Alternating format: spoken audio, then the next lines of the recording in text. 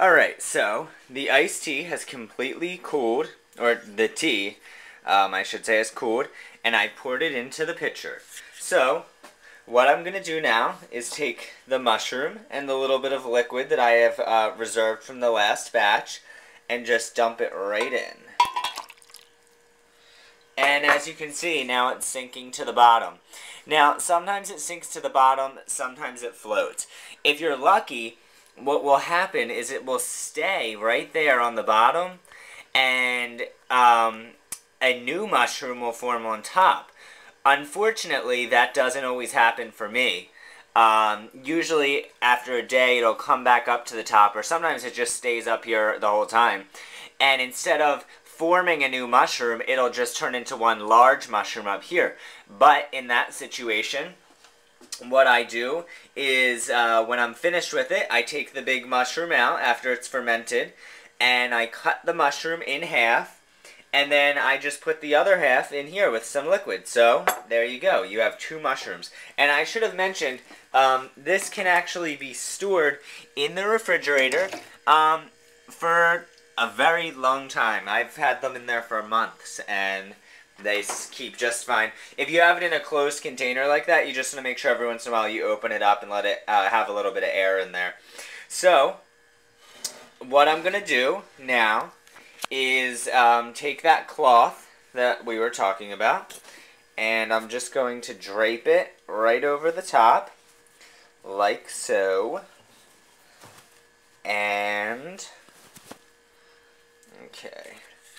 Then I'm just going to go ahead and get a rubber band, and I am just going to put a rubber band right over the top of this. And now we're going to go sit it on the sprouting pad. Alright, so our kombucha is now on the sprouting pad, and if you have a big cloth like this, it actually helps to retain some of the heat. The ideal temperature you want is somewhere between 80 and 90 degrees, but like I said, it will work at lower temperatures as well. It'll just take a little longer.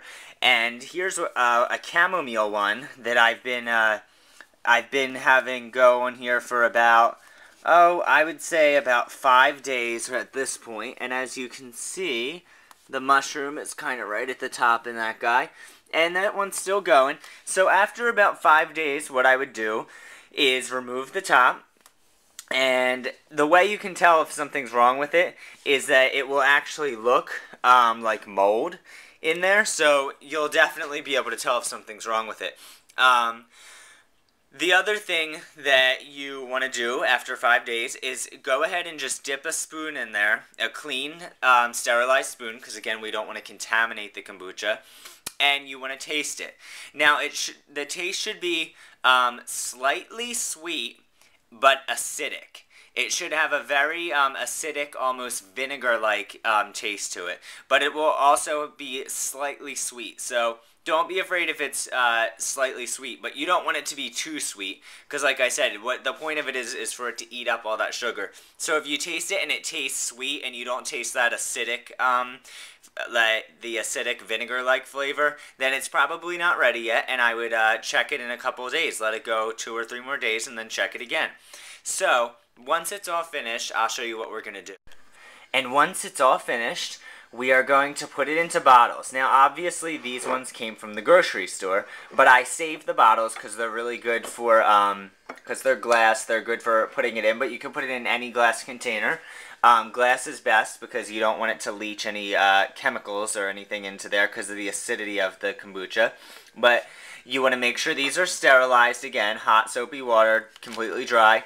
And I just filled them up with the kombucha, and now I put the lids on and they're going to sit here at room temperature, again, for 5 days.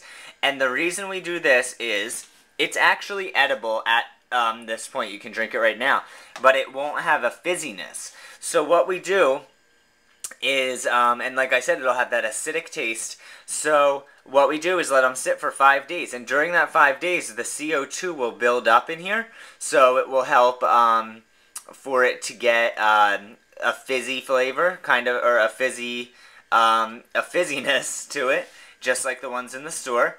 Although I've noticed the homemade kombucha usually isn't as fizzy as the kind you get in the store, and it will also mellow out that acidic flavor a little bit. So after 5 days at room temperature, I just pop these into the refrigerator, let them get cold, and then have a drink. So I hope you have realized how quick and, well, it's not that quick, but how easy it is and inexpensive it is to make your own kombucha. And I hope you'll give it a try. If you have any questions, you can contact me. My email is eatingconsciously@gmail.com, and I hope you visit my website at eatingconsciously.com. See you there.